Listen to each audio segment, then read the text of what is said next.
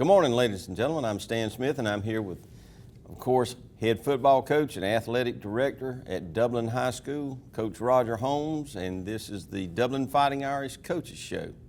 And Coach, you come off a big win this past Saturday night. The game was delayed, but you went to Wilkinson County and came out on top.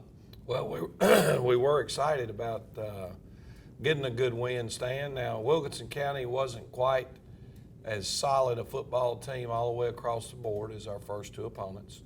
But as a football coach, when you're going back and you're grading film and you're trying to evaluate how you play, we certainly played better in a lot of areas the other night. Well, by all indications, you did play better the other night, and I think the score revealed that. But now when you say that Wilkinson County was perhaps not as strong all the way across as some of the other opponents, they did have some talent on that team. Oh, there's no question. That young quarterback, or a junior quarterback now, he's been a 3-year starter for him. His ability to throw the football was as good as anybody we faced to this point, a big 6'5" kid. Their running back was a solid running back. Defensively for them, they had some size up front and they moved around. But that's where we made our most improvement this week, Stan, was in our offensive line. And I think the best indication of that is Ramon Pittman had 4 touchdowns rushing. He went over 200 yards on the night. And we were able to get him out in the open, and he's the type of young man with enough speed that if he gets out in the open, he's hard to catch. Israel Phillips, our fullback, went over the 100-yard mark the other night and had a touchdown. And then we had a touchdown pass. But offensive line play was much better overall. Very consistent night on offense. And defensively, I felt like we made some strides in our defensive line because we were able to get a lot of pressure on their quarterback without having to do as much blitzing. Well, you come out of Irwinton with a big win, and then we're getting ready for another big game this week at Shamrock Bowl. Why don't we go ahead and take our break here and then let you hear from our sponsors who bring you these shows and support these kids, and then we'll come back and watch a few highlights. This is the Century 21 team, and we're here to help you win your game. George Durden. Ann Adams. Ruth Watson. Charlene Lamb. Delton Lamb. Jay Brantley. Raina Dubberly. Leanne Walker. Jody Tanner. Beverly Forbes. Pam Tillery. Yvonne Robertson. Benny Helton. David Deeves. Jim Jarrett. Put the Century 21 team to work for you today. All right, Coach, we're here, of course, seeing the video of the highlights of the Saturday night's game with the Wilkinson County Warriors.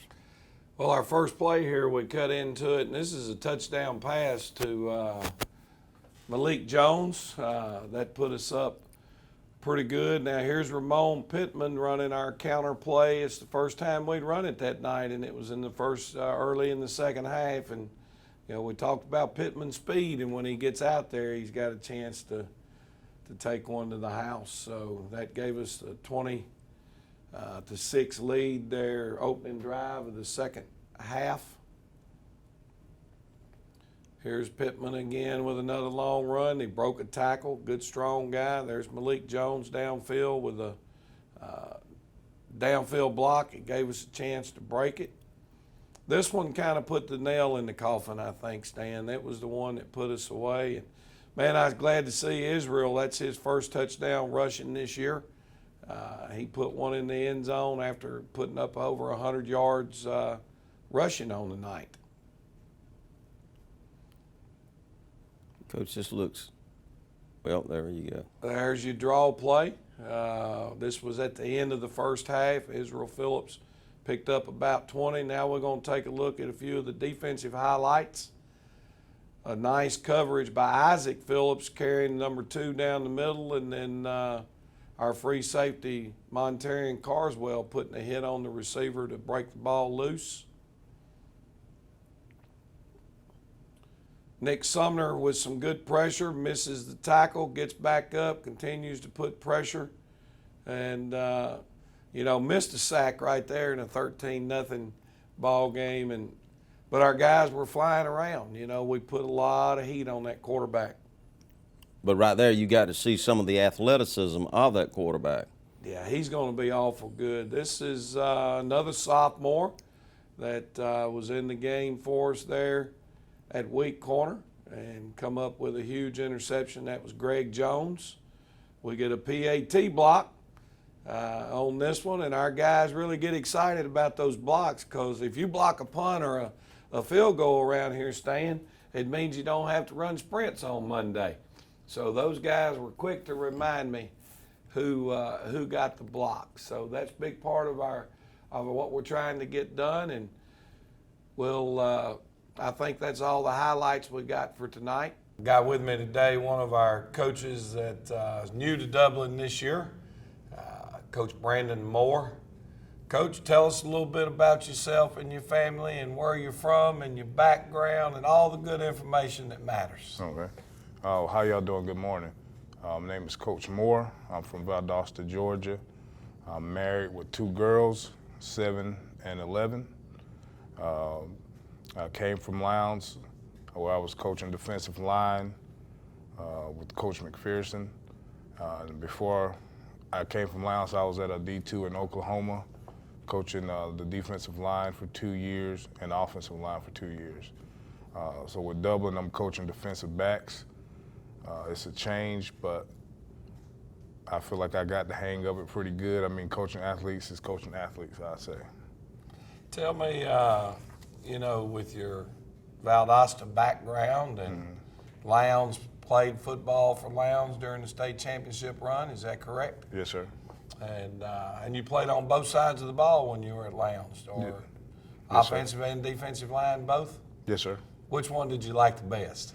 Well, I felt like I was an offensive lineman first, but what happened, I got down there on the defensive line one day, joking around, and actually did pretty good. So that started the whole deal in spring, where they was trading off and trying to figure out who was going to take my spot on the offensive line, because they were moving me to defensive line.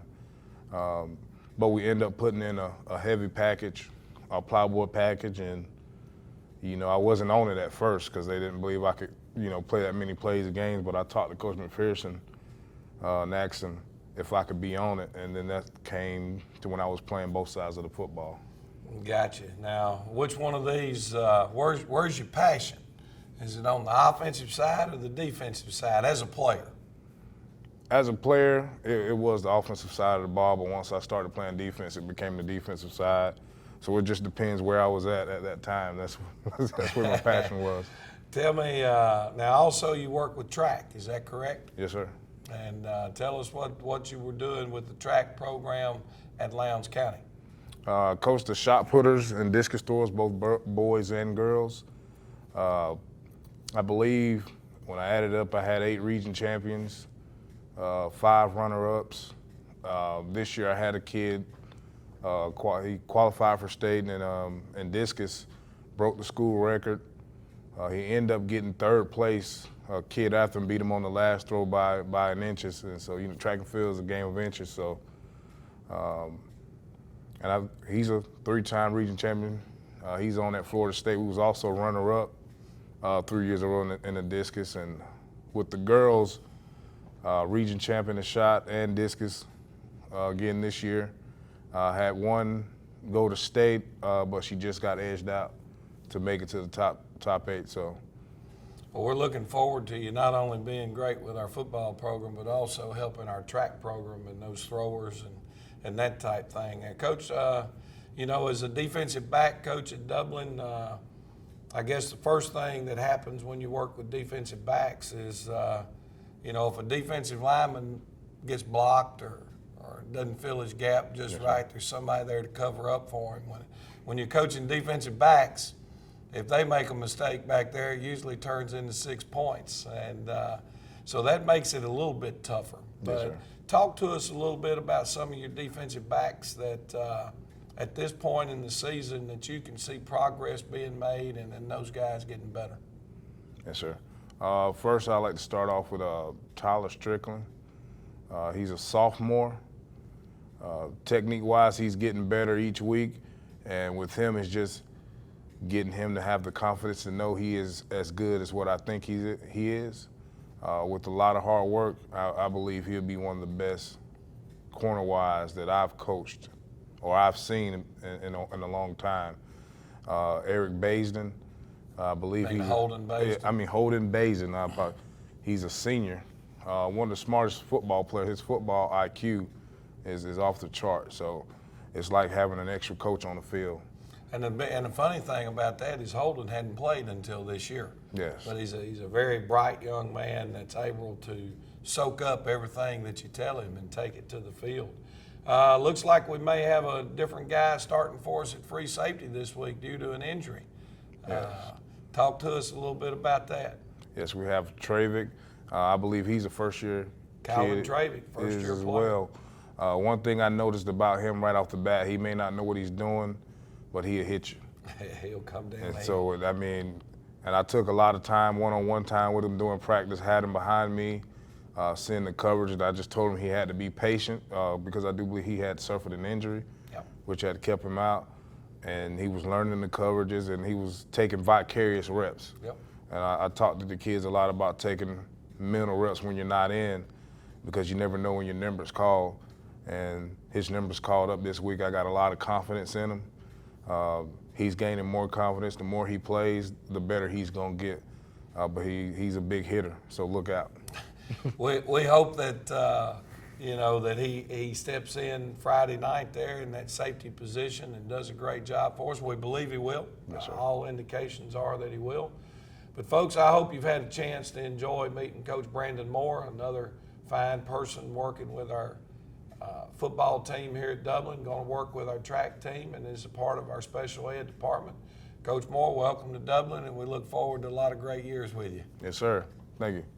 We're going to take another break. When we get right back, we'll end up talking about the Swainsboro Tigers coming up and a great night in the Shamrock Bowl. So pay attention to our individuals that are sponsoring our show. Make sure you let them know you appreciate it. Dr. Price and Dr. Peters at Dublin Orthopedic and Rehabilitation have been a part of our community for many years and very proud to support high school football. We are proud of our children and their commitment. We share that same commitment when it comes to our patients. You'll always be a winner at Dublin Orthopedic.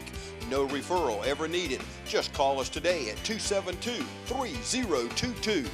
Whether it's a sports injury, carpal tunnel, stress fracture, ankle sprain, or any other injury, don't waste your time or money going to the ER, urgent care, or hospital. Come straight to the specialist, Dr. Price and Dr. Peters at Dublin Orthopedic and Rehabilitation, 2406 Bellevue Road in Dublin. All right, ladies and gentlemen, we're back, and of course there is a big game coming up this Friday night, 7:30, Shamrock Bowl, with probably, as we just talked about off camera, the most traditional opponent for the Dublin High School Fighting Irish. Yeah, Swainsboro is certainly one that the rivalry goes back almost 90 years. And it's been two schools that have got together multiple times, a lot of times as a region contest. This year, Georgia High School in there every 2 years are realigning. Swainsboro is not a region game for us. It'll be our last of 4 non-region games leading up to region play. And, we've had 2 tough ones with them the last 2 years. 2 years ago when we went over there, I had to stay home. We had that scenario where the official had bumped into 2 different players on our sideline. And so the head coach takes the penalty for any time something like that happens, and it turned out to be 2 unsportsmanlike conduct penalties, and I had to miss the first high school football game I've missed in probably 50 years. But anyway, they pulled out and beat us maybe 7-3 or something. I know it was very, very close. And we lost, had a chance to score right at the end of the first half, and some time management issues got us right there, and Swainsboro got away with the win.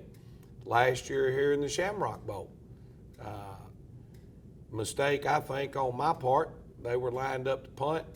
We called a timeout to hopefully set it up to get a block punt, maybe get some points right before half, and they faked a punt.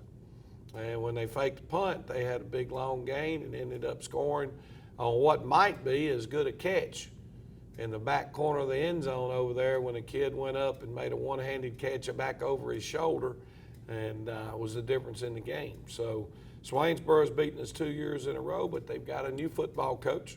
They've got a new identity to what they're doing offensively and defensively. They've had a couple of losses to start their season, and people say, well, Swainsboro must not be very good because ECI beat the heck out of them, you know, and they really did, and they're a crosstown rival. But the score did not add up to what the film showed. Swainsboro is a solid football team that's still trying to grasp what they're doing. And,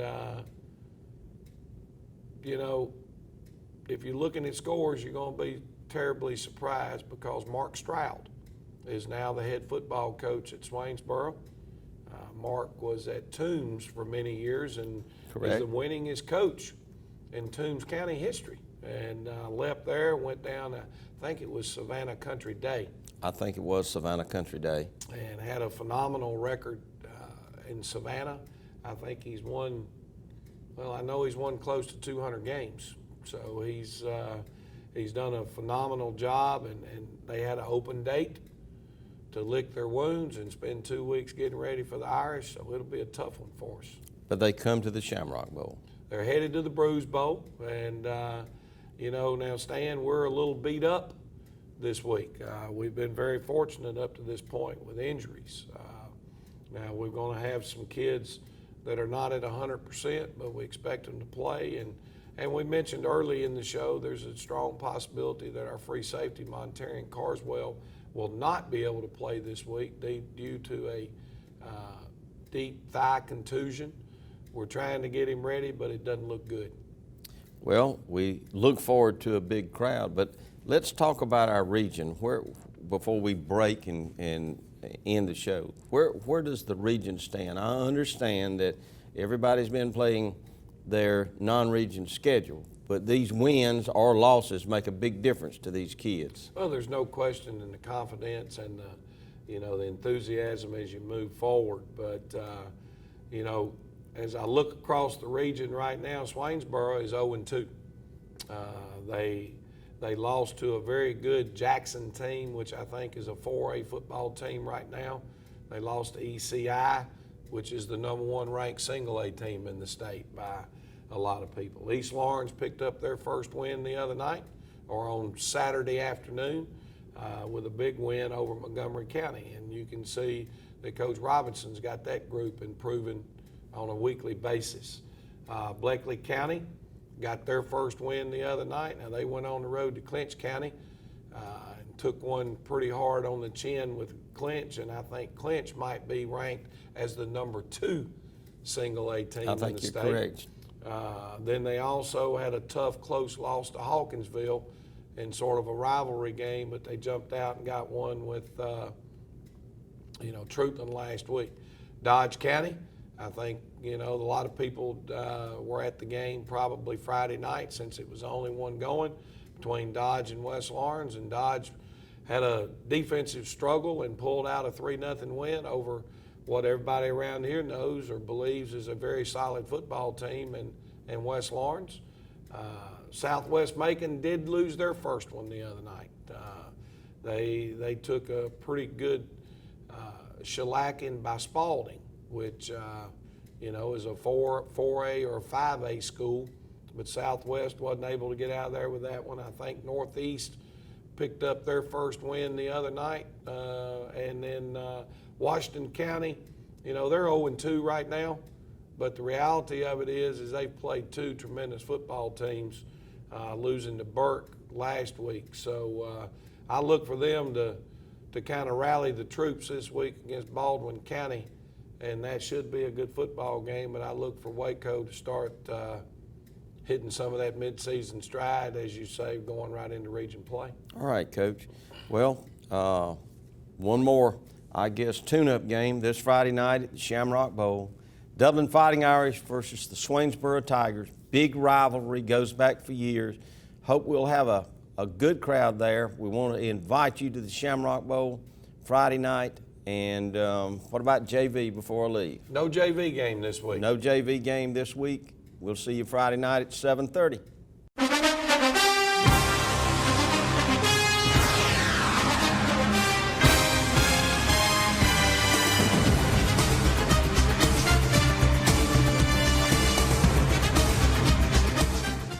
So here's the kitchen.